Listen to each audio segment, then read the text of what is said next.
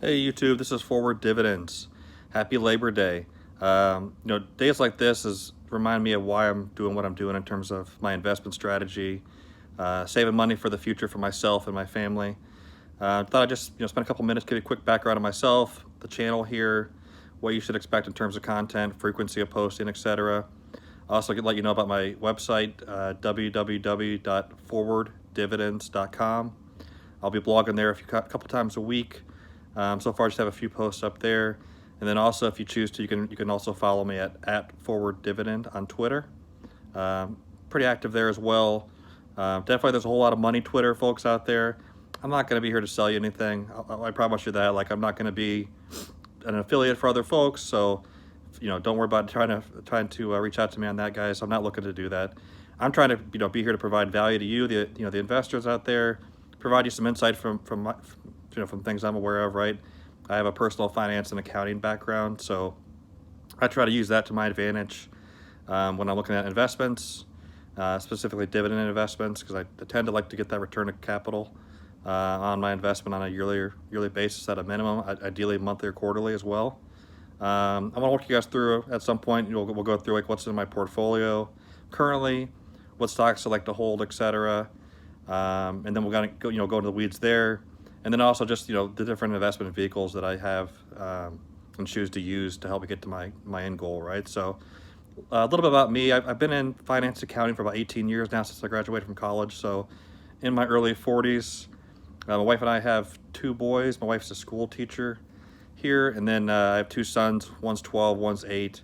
And look, guys, let's be honest. This is why I'm doing what I'm doing here, right? So, and not so much about the YouTube channel, but just in general in terms of putting away money, so that one day my wife and I can retire, enjoy time with our children, hopefully eventually the grandchildren and their future spouses, and so we can actually enjoy that lifestyle, right? That we all work so hard to provide for our family, right? So that's why I'm here.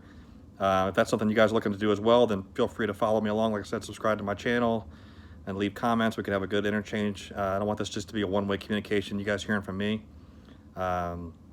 So in terms of my background, so I've been doing corporate accounting. I was in audit for a couple of years, didn't really enjoy that. Been in corporate accounting primarily in healthcare, right? So you'll notice when we get to my portfolio video where I'll go through the companies I hold, the majority of my holdings are in the healthcare industry.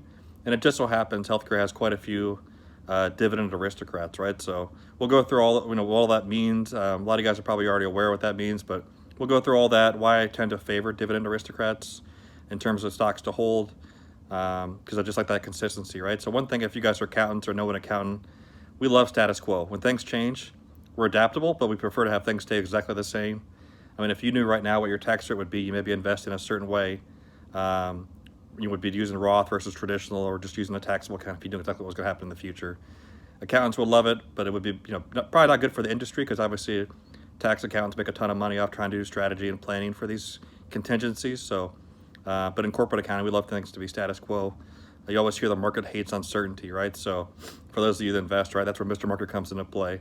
And it's finally been getting involved the last 6 to 12 months this year after coronavirus, COVID-19, getting some volatility in the back in the market, right? So for a while there was just straight up, and then even since the the dip in March, it's been straight up again, right? So until recently, just a little bit last week, but I'm not worried about that. Like, we'll talk about it, but for me, stock prices are just just someone's estimation of value for a company I'm holding. But for me, I'm not worried about that. I'm trying to get that dividend income. I want to get that monthly check, or like I said, quarterly check or annual check from that company, and then reuse that money and selectively reinvest in companies I'm looking to buy more of an ownership stake in, right? So right now my portfolio, we'll go into details, but I have 15 companies in my portfolio from an individual stock perspective. And then of course we have some holdings in mutual funds, just because some of our workplaces don't require us to buy individual stocks through their retirement plans. And so we'll go through all that in future videos. But again, wanted to have a quick introduction. But days like today, like on Labor Day, I sit back and reflect and think about, this is exactly what I want to have for my future, where every day feels like a holiday, right? So hope you guys are all having a great Labor Day. Look forward to providing more content in the future. Like I said, if you guys are into this, think this is something you want to follow, feel free to hit that subscribe button. If not, that's perfectly fine too.